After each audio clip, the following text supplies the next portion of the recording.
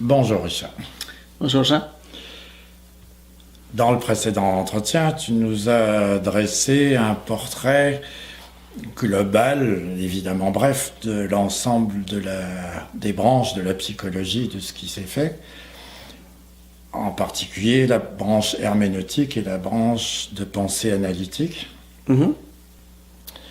Et comme avant, tu avais mentionné Freud comme étant un élément central de la partie analytique, bien qu'il ne soit pas le premier, mais ça remonte quand même à un certain temps, donc je suppose que c'est pas resté tel quel depuis que Freud a établi sa théorie. J'aimerais que tu nous dresses un portrait et de ce qu'a conçu Freud et de son évolution jusqu'à aujourd'hui, si c'est faisable. Ouais, écoutez, pour parler de l'évolution de la psychanalyse jusqu'à aujourd'hui, je pense que ce serait important de bien préciser où ça a commencé, c'est-à-dire où Freud a commencé. Et pour ce faire, il faut vraiment que je vous dise quelques mots sur le contexte historique. Quand Freud a commencé à élaborer sa théorie dans les années 70, là, quand il était étudiant, mais c'est surtout dans les années 90, 1890 et plus, là, qu'il a vraiment élaboré sa théorie. À cette époque-là, on vivait dans un contexte culturel là, fidèle à la pensée grecque, dont je parlais tantôt, la pensée scientifique grecque, où tout était centré sur la puissance de la raison pour comprendre, comme Aristote le favorisait. Et si les gens ne se comportaient pas de façon rationnelle, c'est parce qu'ils avaient des défauts de personnalité, ils étaient faibles, ils avaient une morale faible, c'était des gens de sous-culture. Donc, quelque chose comme ça. Alors, Freud, au départ, caressait l'idéal de fonder une approche de thérapie, une théorie dite scientifique. Donc, de par ces théories, ces observations, il est venu à la conclusion que, c'était pas la raison qui était le centre de nos décisions dans les conduites humaines, que c'était plutôt quelque chose qui était entre les deux, c'est-à-dire quelque chose de raison, mais qui était lourdement hypothéqué par des contenus inconscients, contaminés, influencés lourdement par des choses qu'on ne contrôlait pas. Pour arriver à avoir plus de contrôle, il fallait rendre conscient ce qui est inconscient. Donc, de ce fait, Freud a infligé une blessure d'amour-propre importante chez les humains.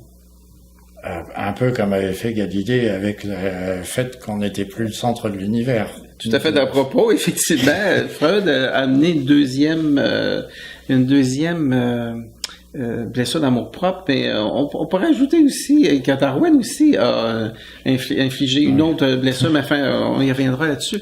Alors, donc Freud, lui-même étant un être humain, lui aussi trouvait difficile, j'imagine, cette réalité-là, et ce faisant, sa théorisation a fait en sorte que il essayait de restaurer quelque peu cette blessure-là, et de permettre aux humains d'avoir un peu plus de contrôle. Mais secondairement, on pourrait penser que, en fait, le psychanalyste se mettait dans une position de détenir un pouvoir, finalement, un pouvoir de connaissance, et de retrouver un peu cette prestance-là que les humains avaient au niveau rationnel, c'est-à-dire qu'eux, ils étaient détenteurs d'une connaissance, et établissaient un rapport de pouvoir sur ses clients, les patients, finalement. Sauf que dans la réalité, c'est pas ça qui s'est passé tout à fait. C'est que Freud, comme j'ai mentionné aux entretiens précédents, il a pris conscience que les clients n'étaient pas passifs là-dedans, n'étaient pas des gens auxquels on pouvait mettre une connaissance, et puis que de cette connaissance-là, ils pouvaient finalement évoluer et changer.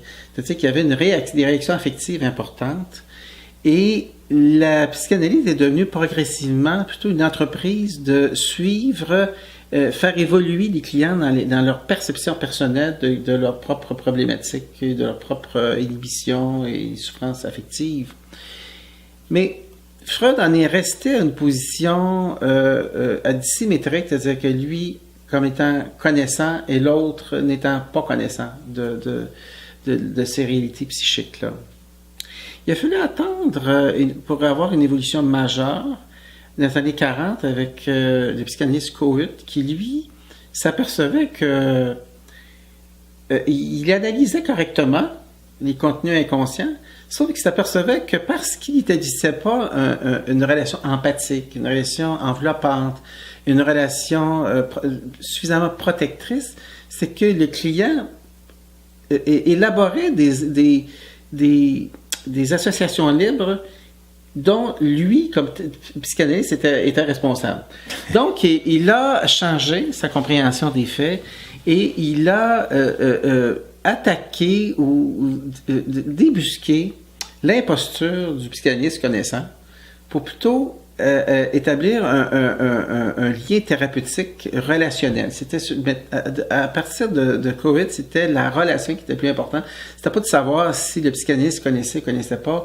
Au contraire, le psychanalyste devait se mettre à l'écoute et suivre le vécu affectif vraiment réel du client. Au lieu de suivre ses prétendus concepts édipiens et autres. Donc, on pourrait dire quelque part que cette fois-ci, la blessure d'amour-propre infligée, c'était à l'encontre des psychanalystes cette fois-ci. Donc, il y avait une autre déchéance, finalement, de la prestance narcissique du thérapeute. À la suite de Cohut, qui est considéré comme un psychanalyste charnière entre la psychanalyse freudienne et les psychanalystes plus modernes d'aujourd'hui, que sont la psychanalyse de l'intersubjectivité ou la psychanalyse relationnelle ou la psychanalyse du soi. Il est un psychanalyste de transition entre les deux. Aujourd'hui, vraiment, le centre de la thérapie, c'est vraiment la relation, mais cette fois-ci dans un partage humain, dans des limites humaines entre le thérapeute et le client. Ce qui est important, c'est la vérité du moment, c'est la vérité de la relation, c'est l'intersubjectivité, ça veut dire le partage de deux subjectivités simultanées et d'accepter la relation dans ses forces et ses limites en tant qu'être humain. Alors, on pourrait dire comme l'empereur déchu, c'est comme l'être humain qui ne peut plus se cacher, qui est en action dans une thérapie de type interpersonnel. Très intéressant. Donc là, il y a quand même une grande évolution entre ce que tu dis où il était parti de la partie analytique, de la pensée analytique, et où ça arrive, où c'est plus carrément dans l'herméneutique. Oui, effectivement, dans l'herméneutique, c'est-à-dire que l'interprétation vise à saisir le sens de l'interaction entre deux individus plutôt que de connaître objectivement une réalité psychique dite objective, là, mesurable. Comme... Ben, je te remercie et la suite à la prochaine émission. Voilà, prochaine rencontre. Au revoir. Au revoir.